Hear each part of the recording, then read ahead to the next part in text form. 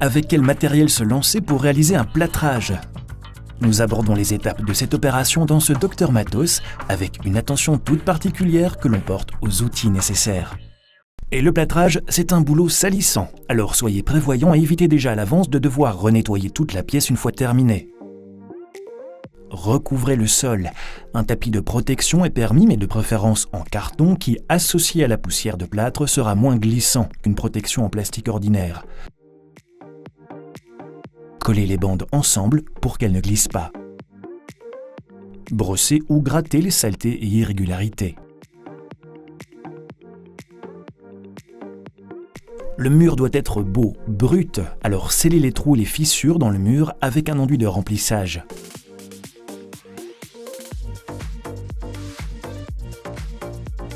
S'il s'agit d'une rénovation au niveau du mur, burinez les bords abîmés de billets afin d'optimiser l'adhérence du plâtre. Dans de bonnes conditions, vous pouvez appliquer le plâtre directement sur le mur, mais si les pierres sont trop poreuses, elles aspireraient l'humidité du plâtre et causeraient une mauvaise finition. Vous commencez dans ce cas par traiter le mur avec un apprêt à l'aide d'un gros pinceau plat ou pour de gros morceaux avec un rouleau à peinture sur un manche télescopique.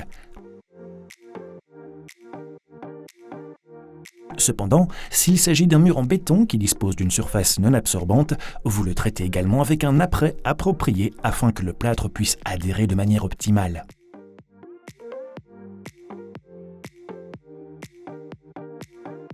Vous déterminez ensuite l'épaisseur de la couche de plâtre.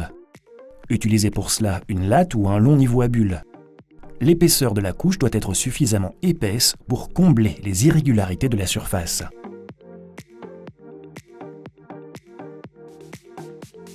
Vous avez besoin d'une cuve à mortier pour préparer le plâtre.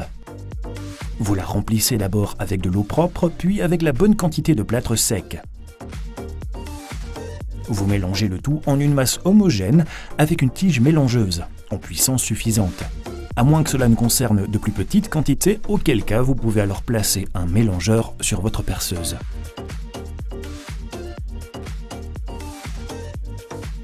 Si vous devez couvrir des recoins, utilisez des protections. Ce sont des profilés que vous fixez par un certain nombre de points à base de plâtre.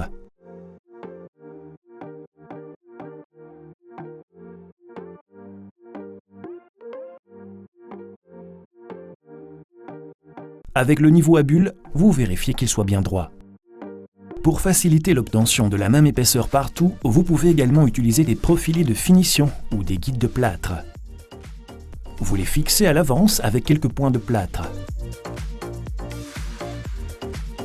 Ensuite, il vous suffit de remplir les zones intermédiaires avec du plâtre.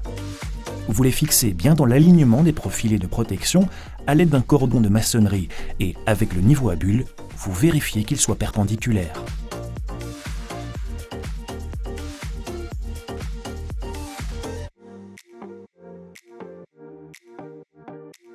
Une fois le plâtre prêt, placez un peu d'enduit sur votre plâtroir avec votre truelle et appliquez une première couche.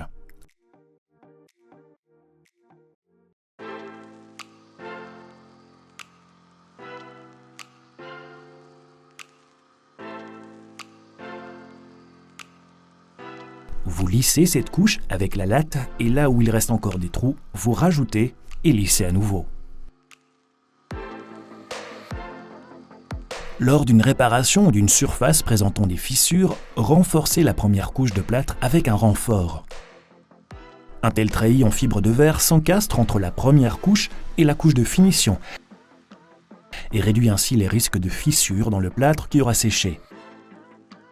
Lorsque vous remplissez les joints entre les plaques de plâtre, dès que la première couche de plâtre a pu durcir de 15 minutes à une demi-heure environ, elle est prête à être lissée une seconde fois. Vous pouvez ensuite remplir les trous éventuels avec le surplus récupéré sur votre latte.